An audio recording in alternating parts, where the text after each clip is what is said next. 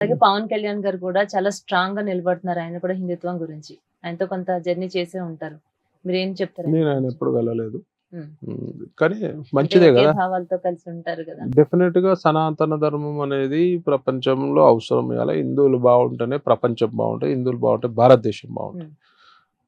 హిందుత్వమే గొప్ప అండి. హిందుత్వంలో ఒక చెట్టుని పూజ చేస్తారు, హిందుత్వంలో ఒక రాయిని పూజ చేస్తారు, హిందుత్వంలో ఆకాశాన్ని పూజ చేస్తారు, హిందుత్వం నీటిని పూజ చేస్తారు. హ్మ్. ప్రకృతికి అనుసంధానమై ఉంటది హిందుత్వం అనేది. హ్మ్. ఇవాళ ఆకులకు చెట్లకు పూజ చేస్తాం, హ్మ్. జంతువులకు పూజ చేస్తాం, అవును. ప్రతి దాన్ని గౌరవిస్తాం. ఇవాళ హ్మ్. నదులకు పూజ చేస్తాం. అవును. సో నేనేమంటా, హిందుత్వం ప్రకృతికి అనుసంధానమై ఉంటది. హిందుత్వమే ఏదైనా హిందుత్వం కంటే ఇప్పుడు వరల్డ్ అతి ప్రాచీనమైన మతం ఏదంటే హిందూ మతమే కదండి. హ్మ్.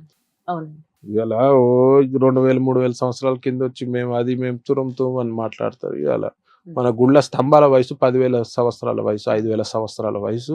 సముద్రం గర్భంలో ఉన్న ఎన్నో చరిత్ర కలిగిన అవును. ఎన్నో ఆనవాళ్ళు ఉన్నాయి సముద్రాలలో.